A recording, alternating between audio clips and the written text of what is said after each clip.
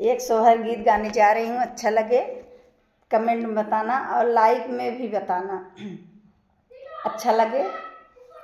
मेरा नाम जमुना शर्मा है। नैहर के सुख चैन राजा बड़ा निकला गई, नैहर के सुख चैन राजा बड़ा निकला गई। तो हारी लगई मम्मी हमारी लगई सासू, तो हारी लगई मम्मी हमारी लगई सासू, लालन की लगई दादी यार बड़ा बुरा लागई, लालन की लगई दादी यार बड़ा बुरा लागई। नैहर के सुख चैन राजा बड़ा निकला गई, नैहर के सुख चैन राजा बड़ा निकला गई।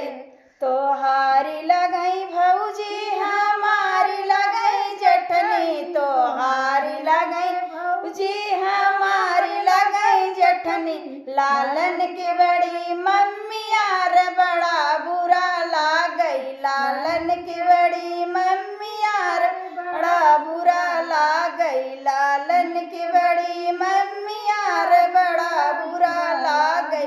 नैहर के सुख चैन राजा बड़ा निकला गई, नैहर के सुख चैन राजा बड़ा निकला गई। तो हारी लगई बहनी हमारी लगई ननदी, तो हारी लगई बहनी हमारी लगई ननदी, लालन की लगई बुआ यार बड़ा बुरा लागई, लालन की लगई बुआ यार बड़ा बुरा लागई। नैहर के सुख चैन राजा बड़ा निकला गई, नैहर के सुख चैन राजा बड़ा निकला गई, नैहर के सुख चैन राजा बड़ा निकला गई। ये सोहर गीत है।